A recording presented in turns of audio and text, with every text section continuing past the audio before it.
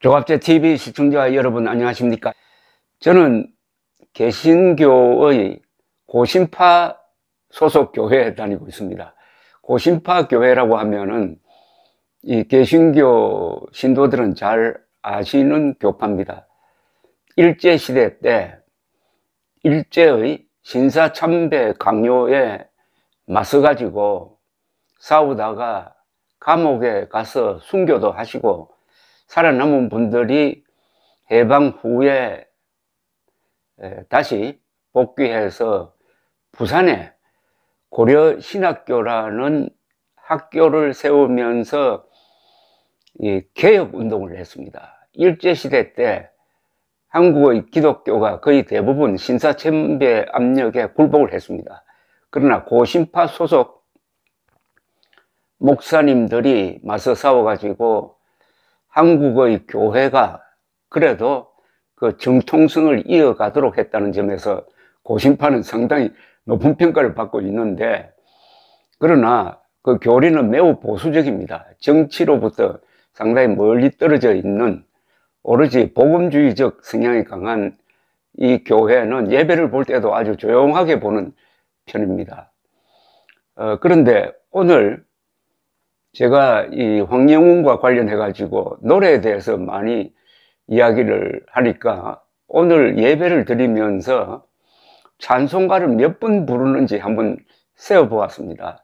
약 1시간 예배 중에서 찬송가를 6번 불렀습니다. 찬송가 부르는 시간이 한 20분 되지 않았을까 하는 생각이 듭니다. 그러면은 60분 예배에서 3분의 1이 찬송가라는 뜻입니다. 즉 음악이라는 뜻입니다.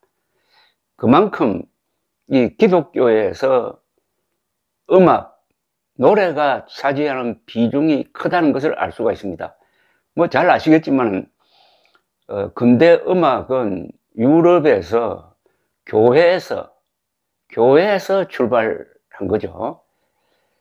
그만큼 이 음악이란 것이 인간의 생활, 특히 정신면에 미치는 영향이 어마어마하다고 생각을 합니다. 어떻게 보면은 인간 정신력의 최고의 표현은 시 또는 음악으로 나타나는 것이 아닐까라고 생각을 합니다. 혹시 영화를 좋아하시는 분들은 스필버그 감독의 UFO 영화 미지와의 조우를 기억하실 것입니다. 미지와의 조우는 그 원명이 Encounter of the Third Kind라는 좀 어려운 제목인데, 어쨌든 UFO와 인간이 소통하는 걸 주제로 한 아주 유명한 영화입니다. 거기에 보면은 UFO가 나타났는데 지금 공중에 떠 있는데 저 사람들하고 소통을 하려면 무슨 방법이 있어야 될 것 아닌가, 말이 안 통할 테니까 해서 인간이 고안해낸 것이 인도의 민속 음악이었습니다. 인도의 음악을 들려주면은 반응이 있을 것이다 해서 인도 음악을 들려주었더니 과연 반응이 있었습니다. 이 말은 뭐냐면은 음악은 우주와도 통한다는 거죠. 음악은 신과도 통하는 그런 힘이 있다, 이런 뜻 아니겠습니까?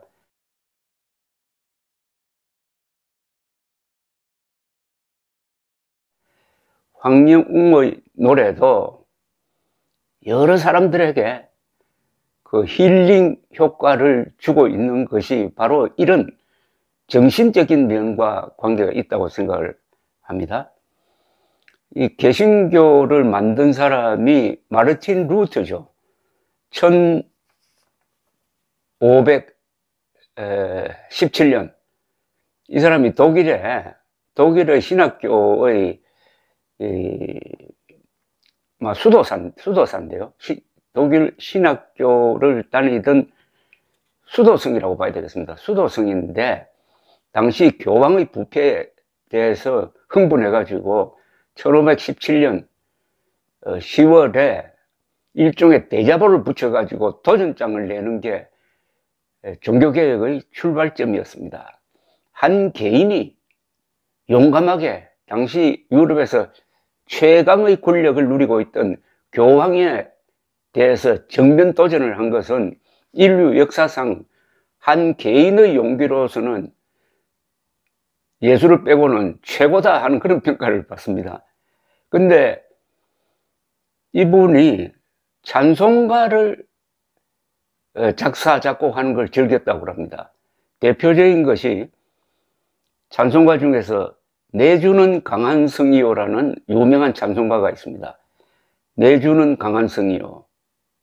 방패와 병기 대신이 큰 환란에서 우리를 구하여 내시리로다. 이 작사, 작곡을 한 게 1527년 전후라고 알려져 있습니다.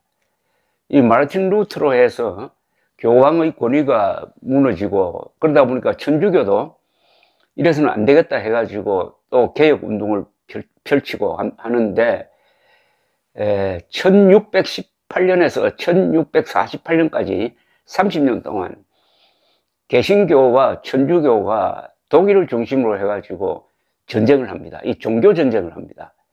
종교전쟁은 요사이로 말하면은 이데올로기 전쟁과 같습니다. 굉장히 참혹한 전쟁을 합니다. 인류 역사상 가장 참혹한 전쟁 중에 들어가는 것이 이 종교전쟁입니다. 기독교끼리의 전쟁인데도 그렇게 잔인했습니다. 30년 동안 독일을 무대로 전쟁을 하다 보니까 독일 사람들의 3분의 1이 죽었다고 그럽니다. 그때 결과적으로는 막 개신교가 이긴 편인데, 그때 개신교도들이 이길 수 있었던 힘 중에 하나가 찬송가에서 나왔다는 이야기가 있습니다. 우리도 우리 역사 속에서 좋은 노래로 해가지고 얼마나 많은 위안을 받았습니까? 특히 이미자 씨의 노래의 힘을 잘 아신 분이 바로 박정희 대통령입니다. 박정희 대통령이 새마을 노래도 작곡하고 나의 조국이라는 군가도 작곡, 작사한 분입니다. 이 노래의 힘은 역사를 움직입니다. 저는 고향이 경상북도 청송 출신인데 국민학교 때 부산으로 와서 부산에서 학교를 나왔습니다. 그런데 유명한 가수들이 가장 많이 나오는 동네가 어딘지 아십니까? 유명한 가수, 작곡가, 작사가가 가장 많이 나오는 곳은 부산 경남 지역입니다. 울산을 포함해 가지고. 부산 경남 출신 작곡가, 작사가, 가수를 나열하라고 하면 아마 1시간 걸릴지 모르겠습니다. 뭐 유명한 서른도, 정훈이, 나훈아, 현철, 작곡가로는 이 자리에 가끔 모시는 정풍송 선생의 선배 되시는 박시춘 선생, 이재호 선생 수두룩합니다. 작사가로는 반야월 씨. 왜 이렇게 부산 경남에서 트롯 계통의 작곡, 작사 그리고 가수들이 많이 나올까? 저는 저 나름대로 생각을 가지고 있습니다. 부산 경남 분들이 성격이 아주 개방적입니다.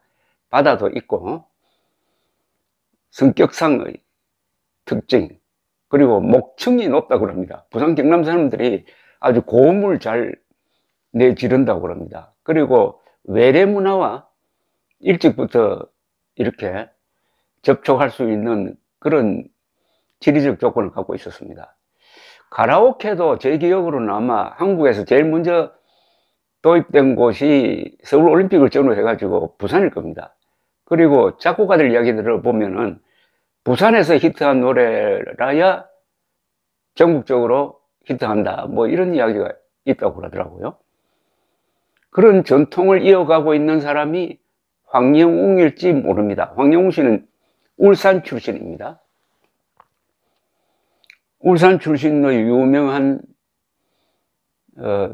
가수 한 분이 계시죠. 뭐 여러분 중에 대표적인 분이 고복수죠. 타양살이, 일제시대 때 타양살이를 불렀던 고복수. 근데 이 고복수 가요제에서 우승해가지고 상금 1,000만 원을 받은 사람이 황영웅 씨더라고요. 그때부터 이제 지방 무대에 서게 되었는데, 흔히 여러분이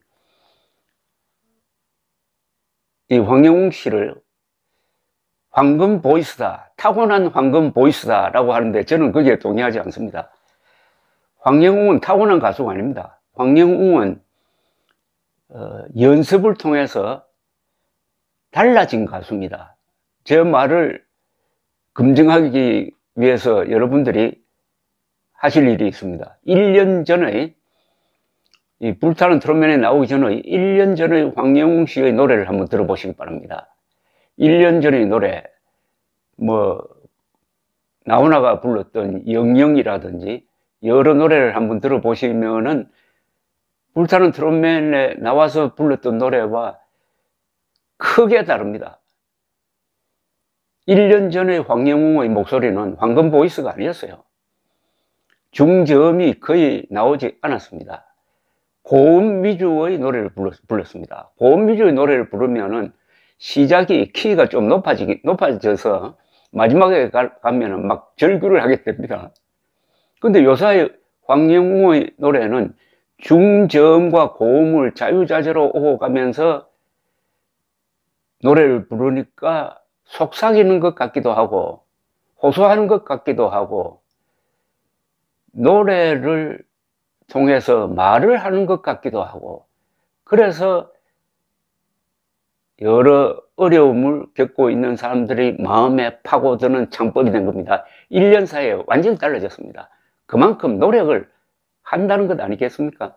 가요 무대를 오랫동안 사회를 보았던 김동건 아나운서가 며칠 전에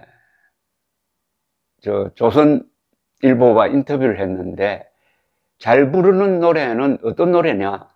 가수가 말에다가 음악을 입힌다고 했습니다. 그러니까 말하듯이 노래를 부른다고 했습니다. 그런데 좀 잘 못 부르는 가수는 음악에다가 말을 채우려고 하다가 보면은 막 멜로디에 끌려간다는 거죠. 아주 절묘한 표현인데, 황영웅 씨는 1년 전에는 곡에 말을 붙여서 부르려고 하다가 조금 노래가 딱딱한 노래가 되었다면, 요사이는 말에다가 곡을 입혀서 부르니까 이런 노래가 된 겁니다. 이 점을 제가 강조하는 것은 황영웅 씨의 품성이 거기서 나타난다는 거죠.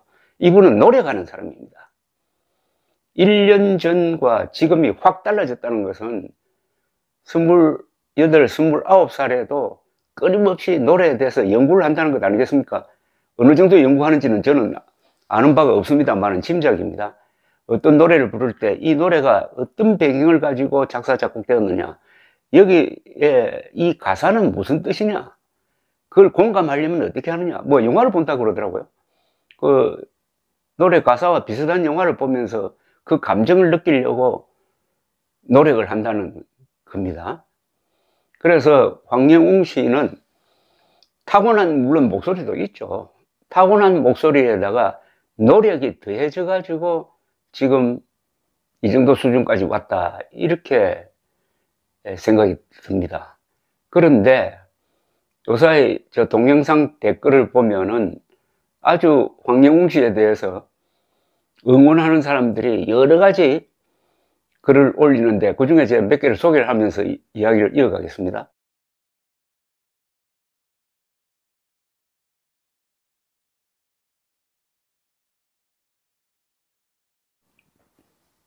이 황영웅과 노래를 통해서 여러분들과 저의 이런 대화가 이렇게 오래 지속되는 이유도 바로 음악의 위대한 선한 영향력이 아닌가 하는 생각이 듭니다. 무엇보다도 댓글을 올리시는 분들의 그 따뜻한 마음이 저를 움직인 거죠. 이런 댓글이 또 하나 올라왔습니다. 우리 아들도 한 소리 하더군요. 저 같은 놈은 아무것도 못하고 살아야 하겠네요. 고등학교 때 사움질도 많이 하고 잠시 사춘기에 빗나간 적이 있었기 때문에요. 어쨌든 황영웅 가수님은 온 나라를 떠들썩하게 만드는 최고의 인물이 되어가는 느낌이고, 앞으로 가황이 될 듯 큰 인물이 되는데 많은 시련이 따르는 법이죠. 정말 생활에 지혜가 들어있는 글 아닙니까? 저 같은 놈은 아무것도 못하고 살아야 하겠네요. 아들이 이렇게 이야기하더랍니다.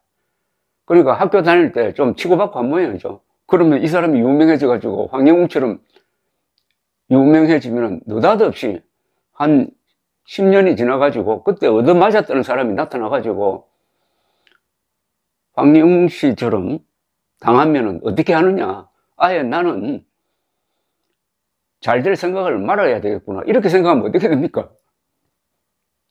그러니까 황영웅 당신은 바르게 살면 안 돼. 이런 뜻 아닙니까?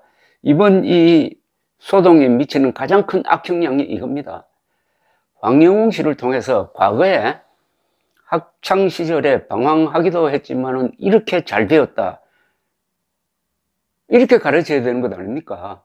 그러지 않고 지금 아무리 잘 나가도 과거에 이런 일이 있었으니까 너는 노래 부를 자격 없어. 꺼지는 정도에 멈추지 않고 무대에서 내려와가지고 너는 앞으로 자숙해. 저 어디 절간에 들어가서 있어. 뭐 이런 식으로 지금 대하고 있는 것 아닙니까? 그러면은 개과천선해가지고 잘 되려고 하는 의욕을 끊는 것 아닙니까?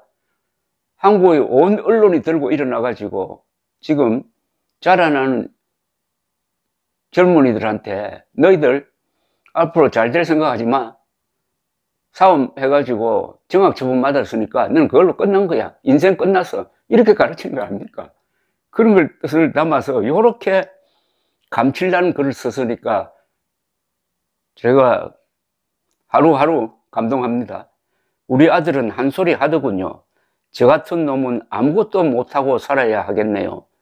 고등학교 때 사움질도 많이 하고 잠시 사춘기에 빗나간 적이 있었기 때문에요. 어쨌든 황영웅 가수님은 온 나라를 떠들썩하게 만드는 최고의 인물이 되어가는 느낌이고, 앞으로 가황이 될 듯 큰 인물이 되는 데는 많은 시련이 따르는 법이죠.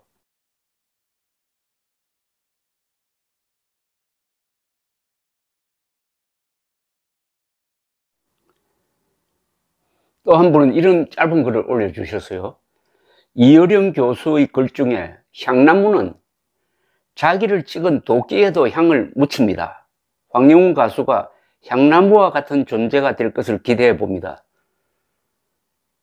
지금 황영웅을 찍고 있는 그 도끼에까지도 향을 묻혀라는 이야기인데, 이건 참 종교적인 이야기입니다. 선생님 말씀이 맞습니다. 이제 고복수 가요제 1등 했다고 유명 가수도 아니고 아마추어 무명 가수잖아요. 인류 가수도 아니고 톱 가수도 아니고 이제 가요계 입적도 겨우 했는데 새싹을 몰아치는 이유를 모르겠어요. 빨리 황영웅님 기다리며 하루하루 보냅니다. 좋은 노래 많이 불러주세요. 지금 황영웅이 이렇게 당할 이유가 없습니다. 왜냐하면 자본주의 사회, 특히 자유민주 사회에서는 개인의 기본권이 매우 중요합니다. 개인의 기본권은 거의 절대적 가치입니다. 우리 헌법 제10조가 이렇습니다. 모든 국민은 인간으로서의 존엄과 가치를 가지며 행복을 추구할 권리를 가진다. 국가는 개인이 가지는 이런 기본권을 존중하고 보장해야 한다. 이렇게 되어 있습니다. 개인의 자유 중에 제일 중요한 게 프라이버시입니다. 사생활입니다. 사생활은 침범하지 못합니다. 사생활 중에는 자신의 몸의 특징, 문신까지 포함됩니다. 그리고 누구하고 뭐 연애했다, 누구하고 뭐 치고 박았다, 또는 자신의 집, 살고 있는 집, 이건 신성불가침입니다. 그런데 지금 MBC 등 온 언론이 들고 일어나가지고 무명 가수입니다. 현재로는 사실 무명 가수의 중학교 시절 생활까지 까발리는 이것은 완전한 사생활 침해입니다. 사생활 침해도 한 개인이 그냥 무슨 망원경으로 누구를 들여다보는 그게 아니라 방송과 기사를 통해서 까발리고 있는 거, 아마 지금 지구상에서 벌어지고 있는 가장 심각한 인권 탄압이 바로 황영훈 케이스입니다. 모든 언론이, 거의 모든 언론이, 거의 모든 방송이. 그런데 이 사람이 그런 대우를 받을 만한 사람입니까? 황영훈 씨가 대통령 후보로 출마했다면 그렇게 해도 돼요. 그런데 무명 가수니까 이런 사람의 사생활은 더 단단하게 보호합니다. 공인의 경우에는 일부 사생활을 침해해도 봐주죠. 공인의 경우에는 그 사람이 대통령이든지 뭐 정말 유명한 배우든지 할 경우에는 쫓아다니면서 사진 찍고 합니다. 그러나 황영웅은 그 수준에 이르지 않은 현재로는 평범한 시민입니다. 울산 시민, 그리고 울산시장 눈에는 울산의 히어로인 황영웅 가수 전 국민들이 난리인데, 시민과 시장은 음폭을 당해서 울산 시민 한 사람이 짓밟히고 있는 것이 안 보일까? 어떻게 생각하십니까? 울산 시민, 울산 시장, 왜 울산 시민이 이렇게 음폭을 당해가지고 고생하는데, 인권 침해 당하고 있는데 왜 침묵하느냐? 이 말은 좀 곰곰이 따져볼 문제라고 생각합니다. 황영웅 씨가 울산 출신이다 하면은 울산 사람들이 자부심을 느끼지 않을까요? 이야, 우리 도시에서 저런 불세출의 가수가 나왔구나 하고 다른 지방에 가서 자랑할 것 아닙니까? 황영웅 우리 동네 사람이다. 원래 스타는 이런 힘이 있습니다. 스타는 다른 사람들을 기쁘게 합니다. 다른 사람들을 자랑스럽게 만듭니다.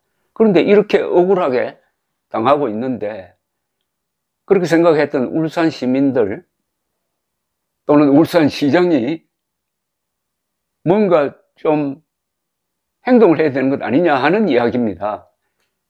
이거 지역감정하고 아무 관계가 없어요.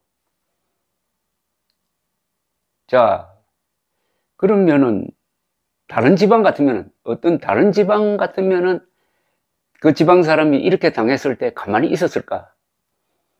라고 한번 생각해 볼 면도 있습니다. 원래 사람은 고생을 할 때 도와줘야 됩니다. 어려움에 처했을 때 도와줘야 합니다. 잘 나갈 때 도와주는 것은 그건 도와주는 게 아니죠. 황영웅이 어려울 때 누가 돕겠습니까? 친구, 가족, 그 다음에 고향 사람 아닙니까? 근데 지난주 MBC의 아주 폭력적 실화 탐사대, 실화란 말이 부끄럽죠. 소설 탐사대라고 해야 되는데, 거기에 그래도 황영웅의 고향 사람들이 들어 나타났어요. 선생도 있고 그 마을 사람들도 있고, 그분들은 황영웅에 대해서 좋은 이야기를 했습니다. 지금 어려울 때 기댈 만한 곳이 고향 아닙니까? 어려울 때 기댈 곳은 결국 그 인간의 출발점입니다. 집안, 고향, 학교, 친구들. 여기서 상처받은 사람을 따뜻하게 감쌀 때 그 사람이 다시 일어날 수 있는 거죠.